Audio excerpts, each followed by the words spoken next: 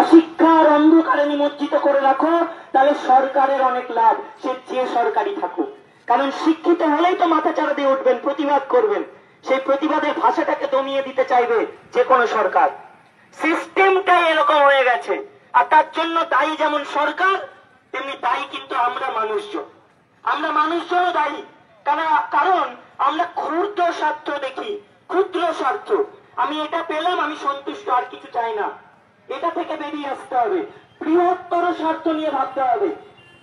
আমরা এই যে কথা ওঠে ভাতা ভাতা ভাতা, ভাতা কি খারাপ? খারাপ নয়।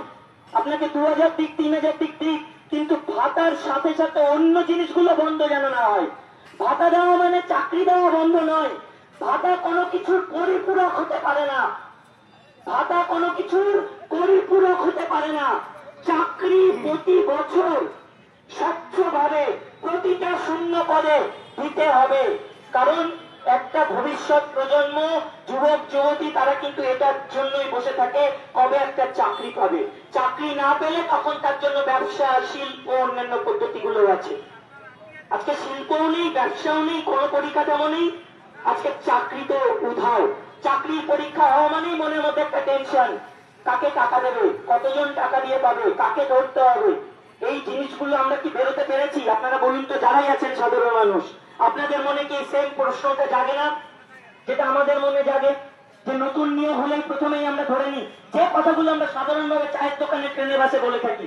সবাই বলি যে 50টা সিট যদি বেরিয়ে থাকে, 30টা তো পাওয়া যাবে না, 20টার জন্য লড়াই করতে হবে। কারণ ওই ধারণা যে 30টা তো টাকা দিয়ে নেতা মন্ত্রীদের ধরেই চাকরি হবে। তাহলে এই ধারণা থেকে বেরিয়ে আসতে পারছি না কেন? কারণ আমরা সাধারণ মানুষের প্রতিবাদ করছি না। আমরা ধরে নিয়েছি সমাজটা এরকমই হবে এবং এরকম ভাবে আমাদেরকে পদদলিত করা হবে। আমরা কেন ধরে নেব? কেন প্রতিবাদ করতে পারবো না? কেন একজোট হতে পারবো না? সেই জায়গাটা কি আমাদের নেই? আমাদের ভবিষ্যৎ প্রজন্ম যারা এই আশাটুকু দেখে বাঁচার চেষ্টা করছে যে একটা নিশ্চয়তা থাকবে তার ভবিষ্যতে, জীবিকা নির্বাহের একটা নিশ্চয়তা থাকবে।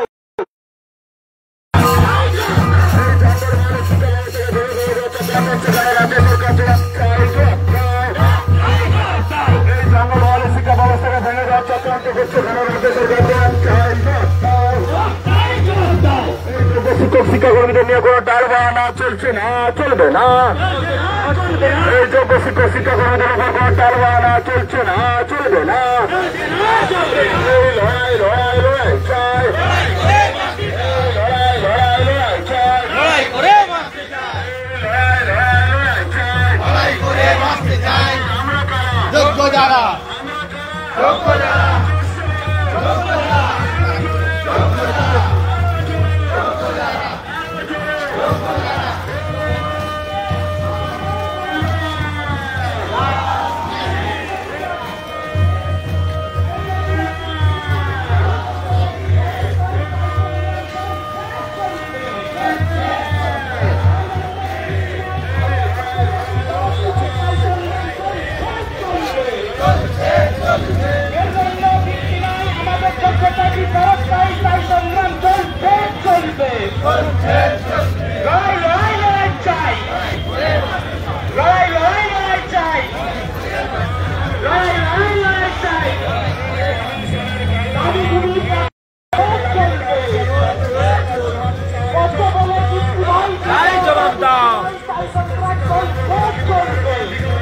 ঝাড়গ্রামে আজকে with the forum for pleading justice এখানে যে মিছিল আছে, আমরা অনেকেই এখানে পা মিলিয়েছি।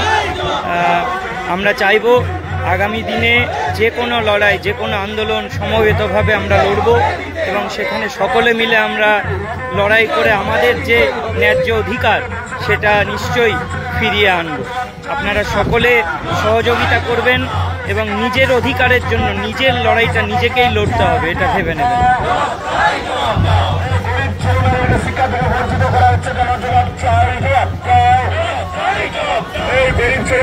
শিক্ষা থেকে বঞ্চিত করা হচ্ছে কেন? জবাব চাই, জবাব চাই, জবাব তোমায় দিতে হবে।